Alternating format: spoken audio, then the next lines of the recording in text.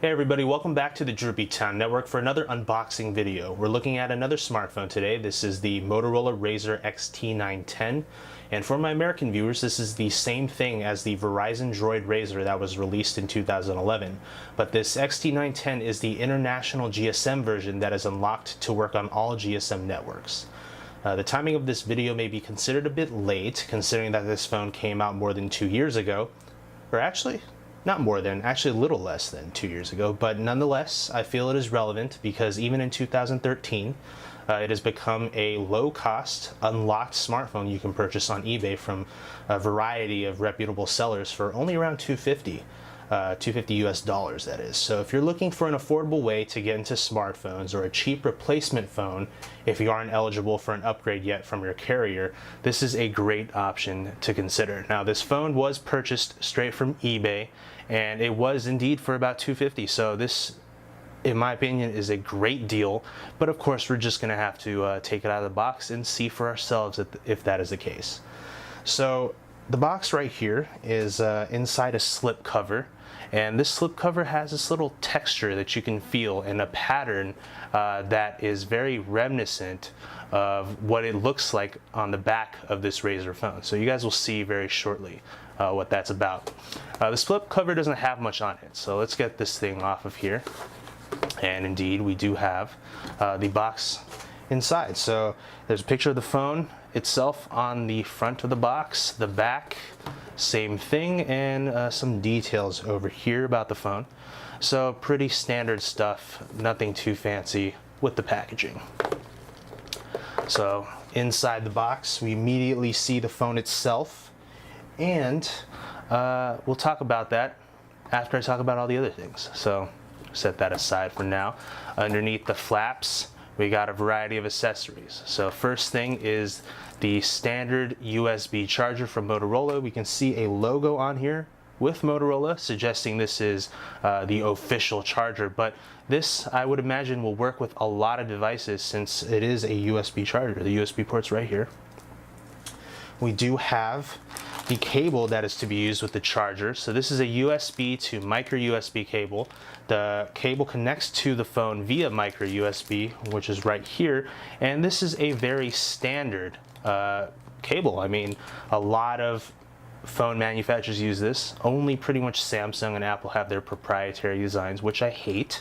It's just a money grab for companies. So kudos to Motorola for sticking with the standard design. Of course, this is the cable that is to be used with connecting the phone to your computer as well. Next, we have the hands-free headset. This has a microphone in it and, of course, 2 earphones, so you can listen to audio and talk to people using this headset. And lastly, we do have a instruction guide. This instruction guide right here is in English, and it sort of just gives you some brief details on how to use the phone and whatnot. Now, I should point out that this phone is a factory unlocked international version of the phone. So this is in English, and it is carrier unbranded. So the phone itself will not have any of your carrier branding on it. You have to take my word for it. This is an unboxing video and a hands-on for the phone. So let's take the phone out of this white bag right here.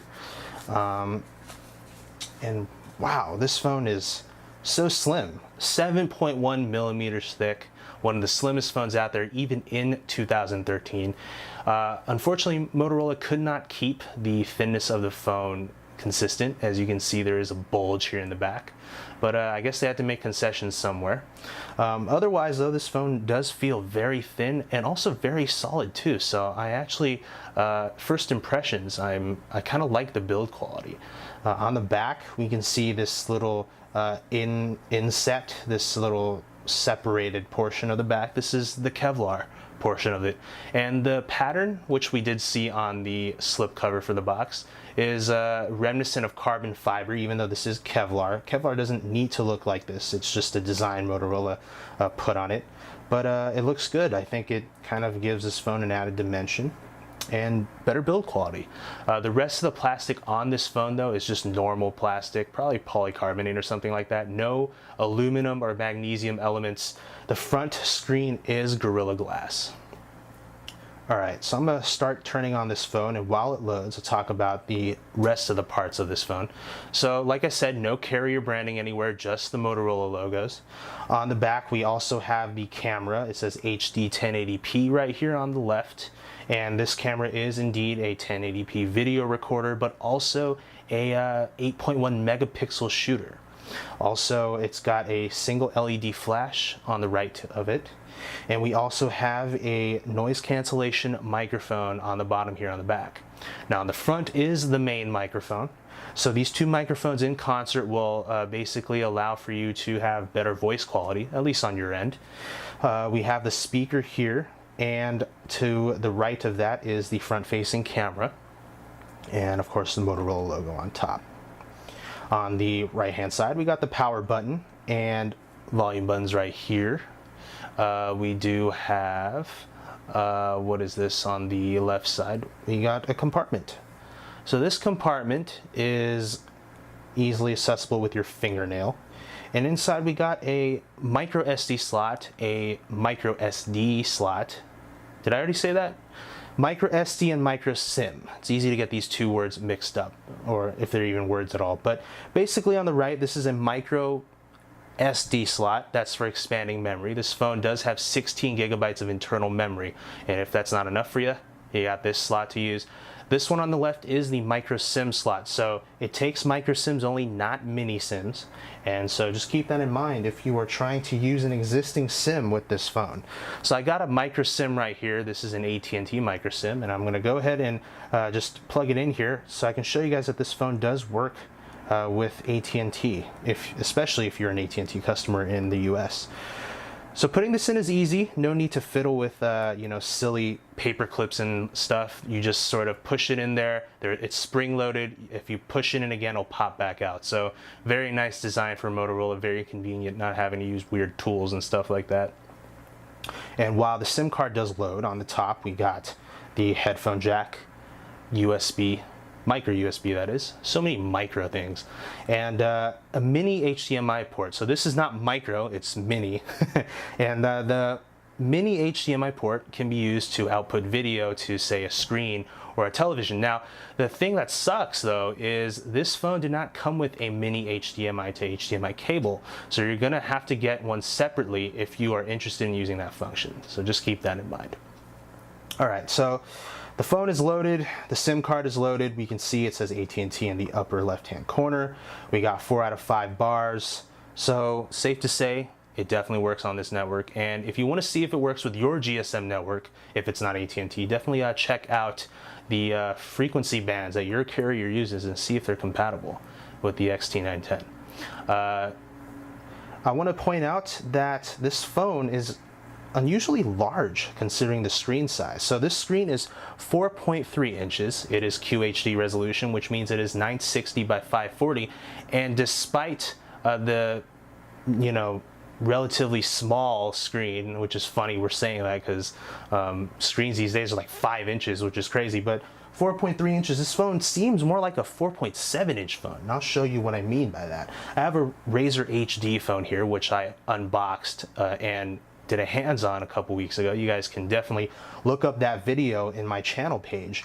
But this Razr HD right here is the same size and dimensions. Look at this, same width and same length, but check it out. The screen is clearly bigger, 4.7 versus 4.3.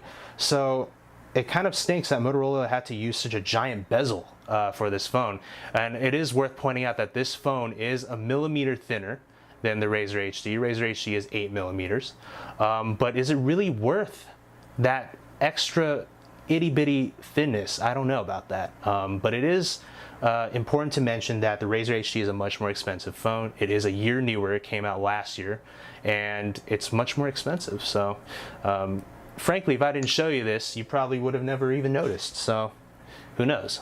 Enough about the size of everything. Let's talk about the screen. So the screen, like I said, is QHD. It is a AMOLED screen with a pentile matrix. So there's pros and cons to that. The pros being that the colors are amazing. They just pop out at you. The saturation, the contrast is incredible. The blacks are truly black. Let me sort of give you an example of that, although to be honest in the video you can only see so much, but the black is really good compared to LCD screens.